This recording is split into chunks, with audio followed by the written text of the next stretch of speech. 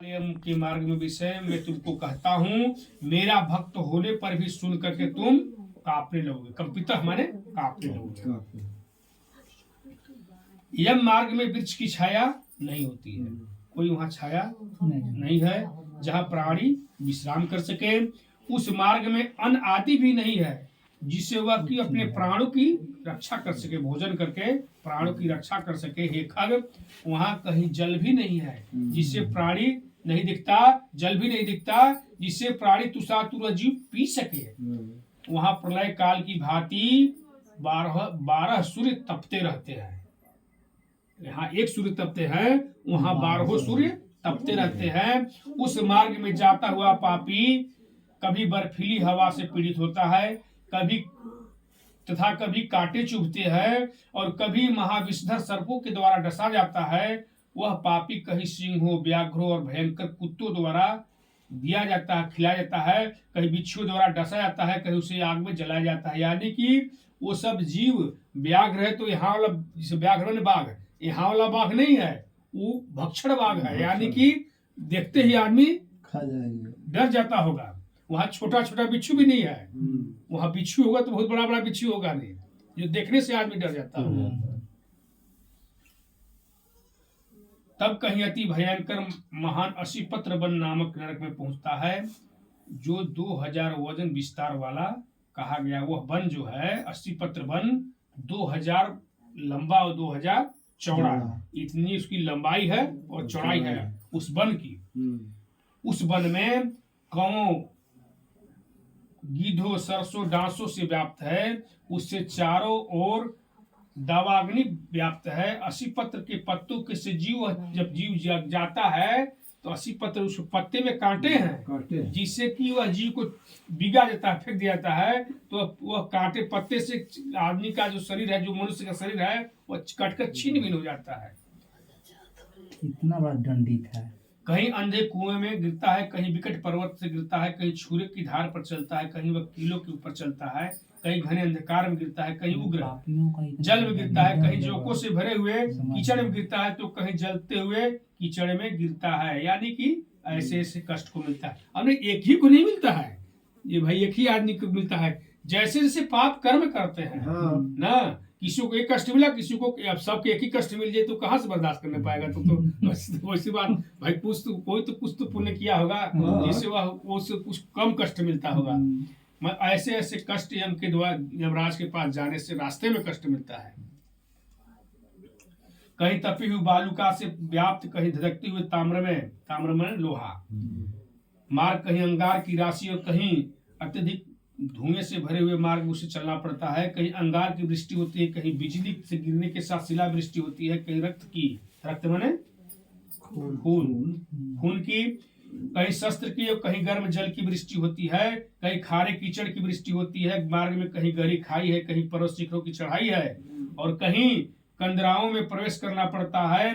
वह मार्ग में कहीं घना अंधकार है तो कहीं दुख से चढ़ी जाने योग्य शिलाएं हैं, कहीं मवाद, रक्त तथा विष्ठा से भरे हुए तालाब हैं। यह मार्ग में बीचों बीच अत्यंत उग्र और घोर बैतरणी नदी बहती है। वह देखने पर दुखदायी नहीं हो तो क्या आश्चर्य, उसकी वार्ता भी भय करने वाली होती है। बैतरणी जो नदी होती है उसको देखना का वार्ता से, ऐसी बैतरणी जो वार्ता माने बात करना, उसको सुनने से ही भयावह लगता है, उसको देखने से कितना भयावह। उस बैतरणी नदी केवल पीव, मवाद, रक्त से भरा हुआ रहता है और उसमें अब जल नहीं होता है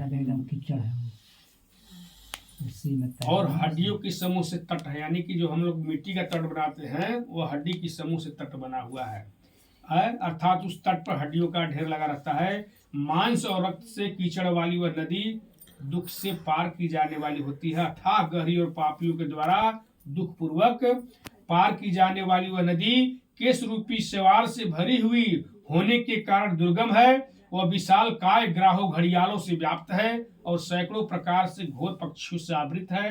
हे गरुड़, आए हुए पापी को देखकर वह नदी ज्वाला और धूम से भरकर कड़ाह में रखे हुए घृत की भांति खोलने लगता है। यानी कि पापी मनुष्य जो देखता है तो वह बैतरणी नदी खोलने लगता है। वह नदी सुई के समान मुख वाले भयानक कीड़ों से चारों ओर व्याप्त है। वज्र के समान चोंच वाले बड़े बड़े गिद्ध और कौओं से घिरी हुई है। वह नदी शिशुमार, मगर, जोंक, मछली, कछुए तथा अन्य मांस भक्षी जलचर जीव से भरी पड़ी है। उसके प्रवाह से गिरे हुए बहुत से पापी रोते चिल्लाते हैं और हे भाई, हा पुत्र, हा तात, इस प्रकार कहते हुए बार बार विलाप करते हैं। विलाप माने रोना, बार बार रोते विलाप करते हैं। भूख और प्यास से व्याकुल होकर पापी जीव रक्त का पान करते हैं, यानी खून का पान करते हैं। वह नदी झागपूर्ण रक्त के प्रभाव से व्याप्त महाघोर, अत्यंत गर्जना करने वाली, देखने में दुखद पैदा करने वाली तथा भयावह है। उसके दर्शन मात्र से पापी, दर्शन माने देखना, वह पापी मनुष्य दर्शन मात्र से चेतना शून्य हो जाता है, यानी कि वह उसकी मूर्छा जाती है देखने से ही। बहुत से बिच्छू का तथा काले सर्पों से व्याप्त उस नदी के बीचों बीच में गिरे हुए पापियों की रक्षा करने वाला कोई नहीं है। उसके सैकड़ों हजारों भंवरों में पड़कर पापी पाताल में चले जाते हैं, क्षण भर पाताल में रहते हैं और एक क्षण में ही ऊपर चले आते हैं। हे खग, वह नदी पापियों के गिरने के लिए ही बनाई गई है। जिस उसका पार नहीं दिखता, वह अत्यंत दुखपूर्वक तरने योग्य तथा बहुत दुख देने वाली नदी है। इस प्रकार बहुत प्रकार के कलेशों से व्याप्त अत्यंत दुखप्रद यह मार्ग में रोते चिल्लाते हुए दुखी पापी जाते हैं। कुछ पापी पांस से बंधे होते हैं, कुछ अंकुश से फंसा कर खींचे जाते हैं और कुछ शस्त्र के अग्रभाग से पीठ में छेदते हुए ले जाया जाता है। कुछ नाक के अग्रभाग में लगे हुए पास से और कुछ कान में लगे हुए पास से खींचे जाते हैं। कुछ काल पास से खींचे जाते हैं, कुछ कौओं से खींचे जाते हैं। ये पापी गर्दन लोहे की भार को ढोते हुए मार्ग पर चलते हैं। अत्यंत घोर यमदूत के द्वारा मुग्दर से पीटे जाते हुए वह मुख से रक्त का वमन करते हैं, यानी रक्त का उल्टी करते हैं। वमन करना माने उल्टी करना, तथा वमन किए हुए रक्त को पुनः पिलाते हैं, यानी कि जो रक्त वमन उल्टी करते हैं फिर उसी को पिला करके उसको पीटते हुए ले जाते हैं। उस समय अपने दुष्कर्मों को सोचते हुए प्राणी अत्यंत ग्लानि का अनुभव करता है। ग्लानि माने दुख करता है ना, सोचता है और अति दुखित होकर यम लोक को जाते हैं। इस प्रकार यम मार्ग में जाता हुआ मंदबुद्धि प्राणी हा पुत्र, इस प्रकार यह मार्ग में जाता हुआ मंद बुद्धि प्राणी हा पुत्र, हा पौत्र तथा ब्रजन मार्ग पुत्र पौत्र ब्रुवन हा हेति प्ररुदनम नित्य मनुतप्ति मंदधी, यानी कि मंद बुद्धि प्राणी हा पुत्र, हा पौत्र, इस प्रकार पुत्र और पौत्र को पुकारते हुए हाय हाय इस प्रकार विलाप करते हुए पश्चाताप की ज्वाला से जलता रहता है। वह विचार करता है कि महान पुण्य से संबंध से मनुष्य जन्म प्राप्त होता है, उसे प्राप्त कर मैं भी धर्माचरण नहीं किया। मनुष्य जीवन को प्राप्त करके धर्माचरण नहीं किया, मैंने यह क्या किया। मया न दत्तम न चहु, मया न दत्तम चहुतम हुतात्म तपोर तत्त्वसा न पूजता न तीर्थ सेवा भीतम विधान तो देहिनम कोचिन्नस्त्रम यत्त्वया कृतम न पूजता विप्रग्रह सुरापगा न चाश्रितः तत्पुरुषा न सेविता परोपकारो न कृतः कदाचिनं गृहीतं कुशलसंतोया कृतं जलाशयोदयं कृतो हि निर्जले मनुष्य हेतुवे पशु पक्षी हेतुवे गोवि प्रकृत्यर्थ कर्म धर्मकारी ज्ञानवती देहिनं कुशलं क्वचिन्नस्त्रं यत् त्वया कृतं न नित्यजानं न गवाहिकं कृतं न वेदशास्त्र वचः प्रमाणितः श्रुतं पुराणं न च पूजितो नो दिग्यो देहिनं कुशितस्त्रं त्वत्यां कृतं भर्तृमेयानेयं कृतं हितं वचः पतिव्रतं नैवं कदाचित् पालितं न गौरवं क्वापि कृतं गुरुचित्तं देहिनं क्वचिदस्त्रकृतं न धर्मबुद्ध्यां पतिरेव सेवित्वं वह्नि प्रदेशु न कृतो कृते वैदभ्यमासाद्यं तपो न सेवितं देहिनं क्वचिस्त्रं यत्त्वया कृतं मासोपवार्षणं विशोषतः मया चन्द्रायणं नित्यमस्य विस्तये दारि शरीरं बहु दुख भाजनम लब्धम मया पूर्वकृतैर्विकर्मभिः एवं विपल्यं दशसहस्रं पुरुदैहिकं मनुष्यं त्वं कृतं कोसं स्वसप्तैः दशसप्तदिना निन्नुक्तो वायुवेगेन गच्छति अष्टदशे दिने सार्थ्यं प्रेत सौरभं पूर्वमृजे तस्मिन् पुरर्वग्रे ग्रमे प्रीतानां च गणो महान् पुष्पभद्रां नदी तत्र योधां प्रिय दर्शनम् पूरे तत्रं स विश्रामं प्राप्तेयं किंकरीदार पुत्रादिकं सौम्यम् अस्मृत्युपकुपिता धनादिवृत्तपोत्राणि सर्वं शोचन्ति वेददा तदा प्रपुत्रं किं करायन् क्व धनं क्व सुतो जाता क्व हितं क्व च बान्धवा स्वकर्मपालितं भुक्त्वा मूढया हि चिरं पथे जानासि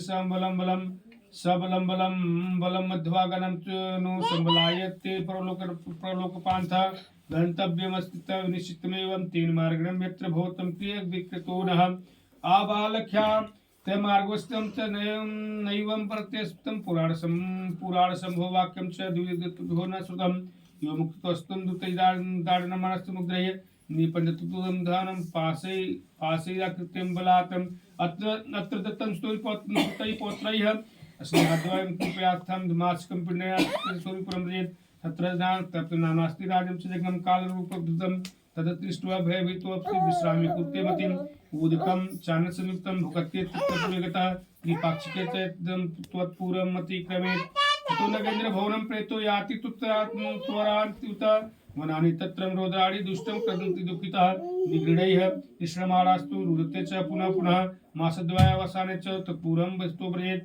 भुगत्वां पिण्डं जलं वस्त्रं दत्तं यत्वान्निर्तं कृष्णवायां च पुनः पार्श्वनीयते अग्रे च किङ्करः पार्श्वतृतीयं सम्प्राप्य प्राप्तं गन्धर्वपतनं तृतीयमासिकपिण्डं च भुगत्वां परसप्रति शैलागं चतुर्थमासि प्राप्ते पूर्वं पाषाणशस्त्रं वर्षन्ति प्रेतस्योपरि भूषः चतुर्थमासिकं पिण्डं भुगत्वां सुखी भवेत् तत्त्वयान्ति पूर्वं क्रौञ्चमासिकं पंचमे हस्तदत्तं तथा भुगत्ये प्रेतः क्रौञ्च पूर्वं स्तः यच पंचमासिकं पिण्डं भुगत्वां कुरुपुरं व्रजेत् सार्धकैः पञ्चभिर्मासिर्खाणमासिक व्रजेतं तत्रैदत्यनं पिण्डं घटेनाप्यादितं सुतं मुहुर्धार्धं च विस्मृतं कंपयानं सुविगतं तत्पूर्वं च प्रत्यं चरित्वयं किंकरय्य प्रयाति चित्रभवन विचित्रो नाम पार्थिव यमस्वानुजो भ्रान्तं यत्र राज्यं प्रशासितं न विलोक्य महाकायं यदा भीतः प्रलायते तथा सम्मुखमागत्य कैर्वर्ता तदुर्वन् इदम् एतत्तु कामाय महावैतरणी नदीं नवमादायं सम्प्राप्तं यदि पुण्यदृष्टं दानं वितरणं प्रोक्तं च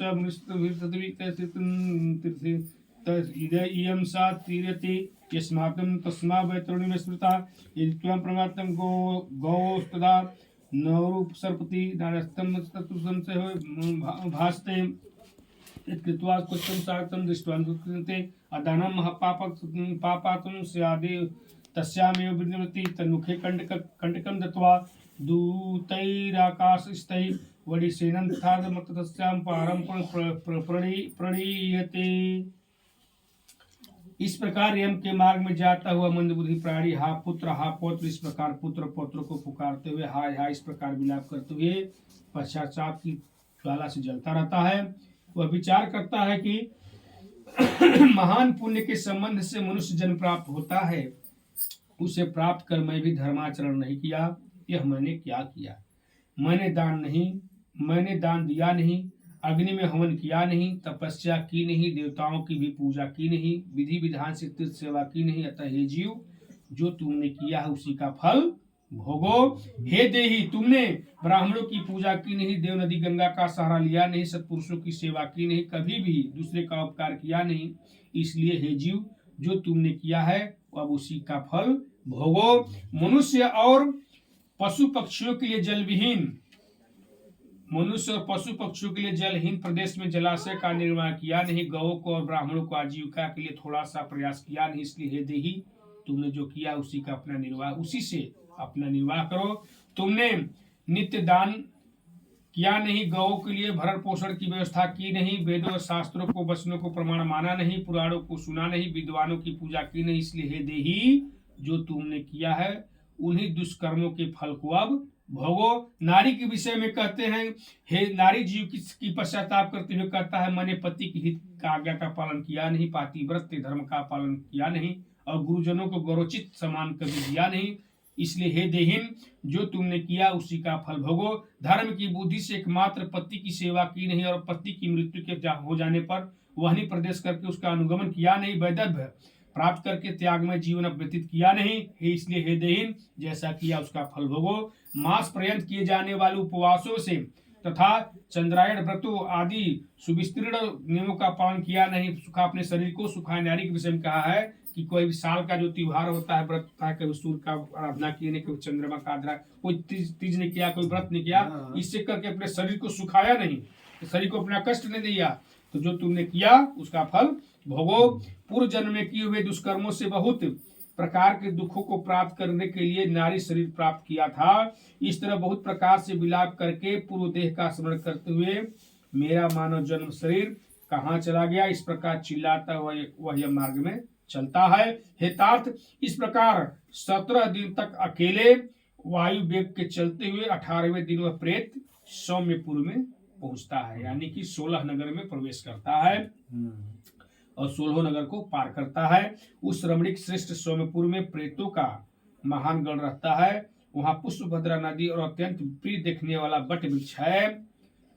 उस पुर में यमदूतों के द्वारा उसे विश्राम कराया जाता है। वहां दुखी होकर वह स्त्री पुत्रों के द्वारा प्राप्त सुखों का स्मरण करता है। वह अपने धन भृत्य और पौत्र आदि के विषय में जब सोचने लगता है तो वहां रहने वाले यम के किंकर उससे इस प्रकार कहते हैं, धन कहाँ है, पुत्र कहाँ है, पत्नी कहाँ है, मित्र कहाँ है, बंधु बांधव कहाँ है, रे मूर्ख। जीव अपने कर्मोपार्जित फल को ही भोगता है, इसलिए सुदीर्घ काल तक इस मार्ग में चलो। यानी कि जो जीव होता है वह अकेले आता है, अकेले जाता है, अकेले को भोगता है। हा पुत्र, हा पौत्र, हा पत्नी, ये सब माया की जाल है। हे परलोक के राही, तू यह जानता था कि राहगीरों का बल और संबल पाथे ही होता है, जिसके लिए तूने प्रयास तो किया नहीं। तू यह भी जानता था कि तुम्हें निश्चित उस मार्ग में चलना है और उस रास्ते पर कोई भी लेन देन हो नहीं सकता। यह मार्ग तो बालकों को भी विदित रखता है। हे मनुष्य, क्या तुमने इसे सुना नहीं था? क्या तुमने ब्राह्मणों के मुख से पुराणों से वचन सुने नहीं थे? इस प्रकार कहकर मुगदरों से पीटा जाता है, वह जीव गिरते पड़ते दौड़ते हुए बलपूर्वक पासों से खींचा जाता है। वहाँ स्नेह अथवा कृपा के कारण पुत्र पौत्रों के द्वारा दिए हुए मासिक पिंड को खाता है। इसके बाद वह जीव सौरीपुर को प्रस्थान करता है। उस सौरीपुर में काल के रूप को धारण करने वाले जंगम नाम का राजा रहता है। उसे देखकर वह जीव भयभीत होकर विश्राम करना चाहता है। उस पुर में गया हुआ वह जीव अपने स्वजनों के द्वारा दिए हुए त्रैपाक्षिक अंजल को खाकर वह पुर को जाता है। इसके बाद शीघ्रता पूर्वक वह प्रेत नगेंद्र भवन की ओर जाता है और वहां भयंकर वनों को देखकर दुखी होकर रोता है। दयारित दूतों के द्वारा खींचे जाने पर वह बार बार रोता है और 2 मास के अंत में वह दुखी होकर वहां जाता है। बांधवों द्वारा दिए गए पिंड जल वस्त्र का उपयोग करके यम किंकरों के द्वारा पास से बार बार खींचकर पुनः आगे ले जाया जाता है। थोड़ा आग जलवा दीजिए गोबर मीठा को। तीसरे मास में वह गंधर्व नगर को प्राप्त होता है और वहां त्रैपाक्षिक पिंड खाकर आगे चलता है। चौथे मास